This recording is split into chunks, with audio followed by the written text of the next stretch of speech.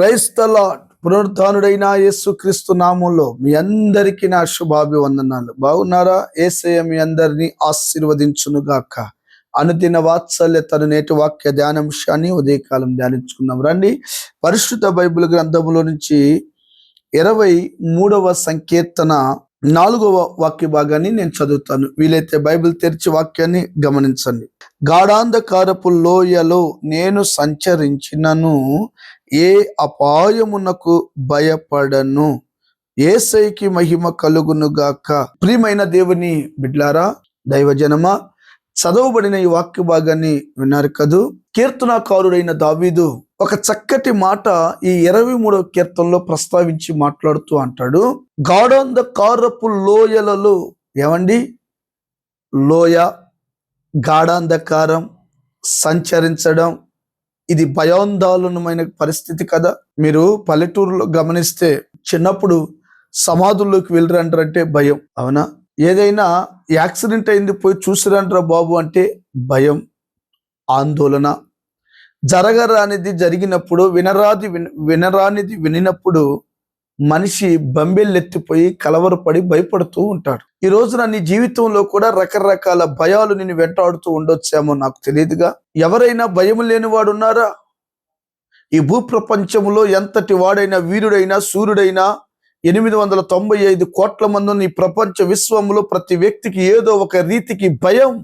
అది మరణమా, మరణ భయమా, అప్పుల భయమా, శరీర రోగ భయమా, క్యాన్సర్ భయమా, గుండె జబ్బు భయమా, ఏమండి భవిష్యత్తు ఏమైపోతుందన్న భయమా, ఆస్తి ఏమైపోతుందో, ఏదో ఒక రీతిగా భయం మాత్రం మనిషిని వెంటాడుతూనే ఉంది.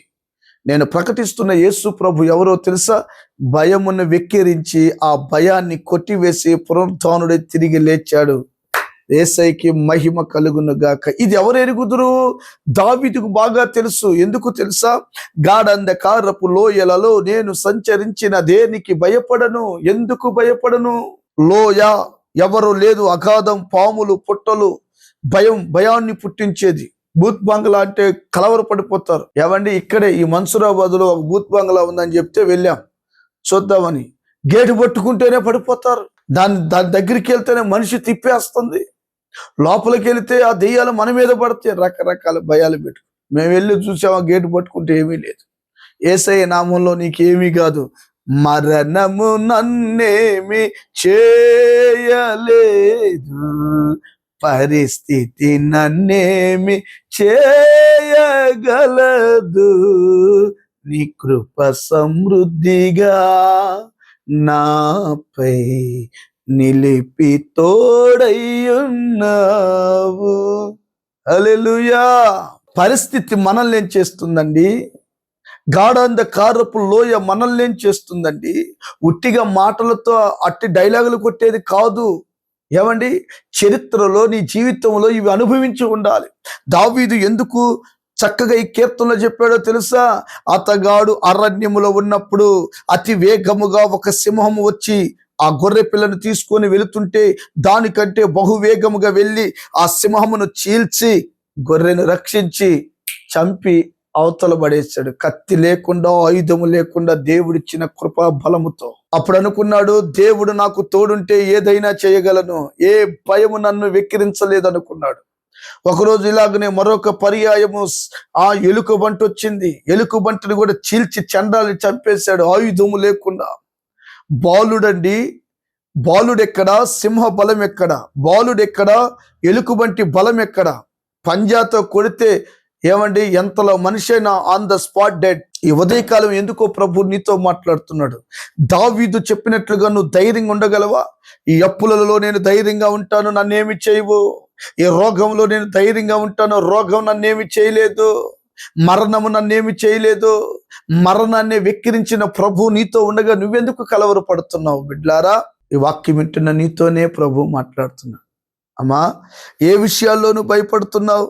ఏ విషయాల్లోనూ కంగారు పడుతున్నావు? ఏ విషయాల్లోనూ కన్నీరు కారుస్తున్నావు? చిన్న చిన్న పిల్లలకి క్యాన్సర్ అని, ఏమండి, కొంతమందికి రోగం అని, కొంతమందికి గుర్తుపట్టని జబ్బులు, ఏదో ఒక భయం, ఏదో ఒక శ్రమ, ఏదో ఒక కలవరం ప్రతి కుటుంబంలో ఉంది కదూ. నజరేయుడైన యేసయ్య నామం శక్తి కలిగిన నామం. ఆయనను ధరించుకుంటే నా ప్రభు నిన్ను విజయోత్సవముతో ఊరేగిస్తాడు. దావీదు ధైర్యం అదే. అందుకనే నువ్వు వెళుతున్న ప్రతి పరిస్థితిలో యేసయ్య నామాన్ని స్మరించు, ప్రభువా అని పిలువు. నిశ్చయముగా ఆయన నీకు తోడయుండి నీ భయాన్ని కొట్టివేసి నీకు జయాన్ని ఇచ్చునుగాక. ఆమేన్. తలలు వంచండి. చిన్న ప్రార్థన. ప్రేమ స్వరూపి మహాపరిశుద్ధుడైన తండ్రి, పరిస్థితి ఏదైనా కావచ్చు, నేను భయపడను. అట్టి ధైర్యం మాకును ఇచ్చి యేసయ్య మా అనువనువును నడిపించమని యేసు నామమున అడిగి పొంది ఉన్నాము తండ్రి. Amen. Thank you. God bless you. ప్రభు మీ అందరినీ ఆశీర్వదించునుగాక. ఆమేన్.